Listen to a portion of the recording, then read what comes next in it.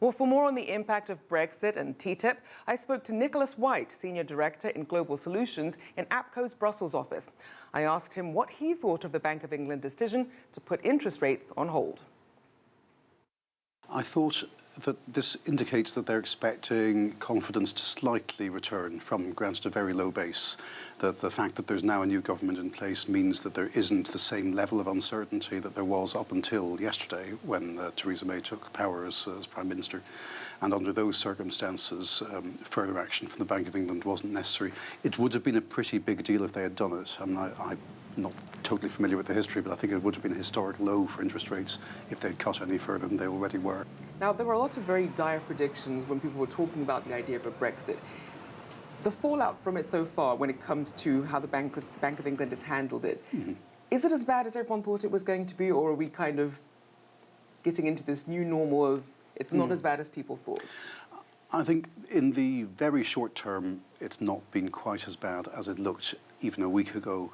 In the medium to long term, I think it may very well be worse. How so? Yeah, I mean, the problem is that the new trade agreements that Britain is going to have to make with the rest of the world have not even been started.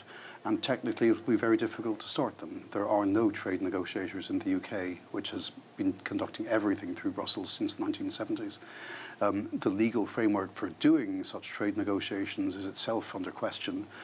Some people think that it may be difficult for the UK to start negotiations before they leave the EU. Others say, no, that's far too optimistic. They have to join the WTO first.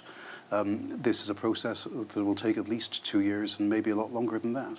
So that hasn't really sunk in for people yet. The new government consists of people who believe that it might be possible to get around those restrictions. My information is that it will be very challenging. Now, speaking of trade, we're also seeing that the TTIP talks have been wrapping up.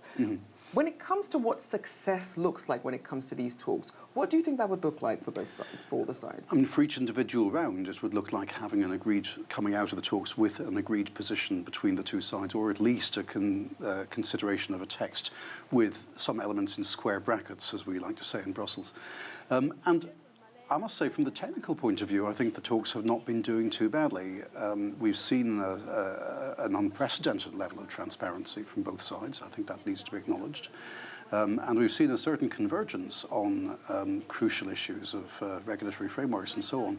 The challenge is going to be on the political side, because the groundwork has not been done with European member states or indeed with Congress to ensure that it can have a relatively easy ratification. Again, the Brexit may have an impact here, because Britain was actually the centre of some of the most vigorous anti-TTIP campaigning. And if Britain is taken out of the picture, then perhaps those campaigners are also taken out of the picture. So with that being said, if there is that shift without Britain being in there, is it still likely that the negotiations will be successful? Will they struggle? Britain was an advocate within the EU, but it was very far from being the only advocate. I mean, the TTIP was set in motion by a unanimous vote of 28 European member states. So if there are only 27 who are still unanimously in favour, that is still unanimous. And having one fewer, and in fact one less country around the table, and that being quite a large one with a lot of very complex interests of its own, that may actually help, paradoxically, the Europeans to make the necessary decisions. I don't think many people would see it that way. I think I'd be accused of finding a very thin silver lining in a very black cloud by saying that. But to me, that seems a fair statement of where we are.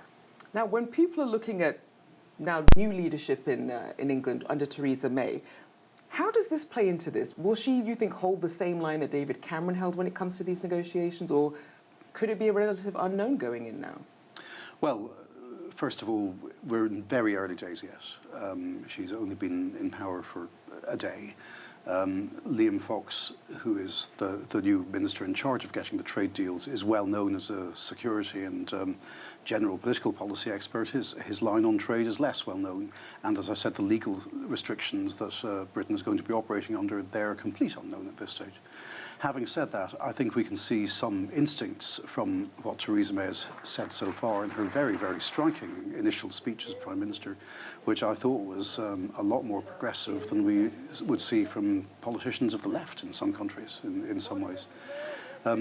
And from that, I take it that she is going to judge any trade decision against her perception of how this is going to affect the general welfare of the citizens of Britain.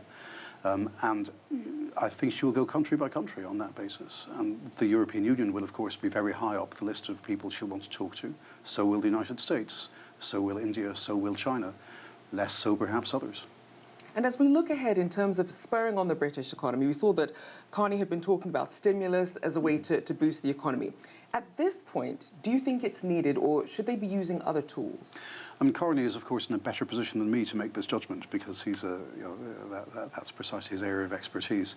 So I'm inclined to feel that if his assessment of the evidence is that stimulus is not needed at this stage, that's probably correct. However, my political assessment is that things, we perhaps saw an artificial dip in confidence immediately after the referendum. I think we may be seeing a slightly artificial peak now, and I wouldn't be surprised to see the Bank of England looking at stimulus measures over the next 6 months.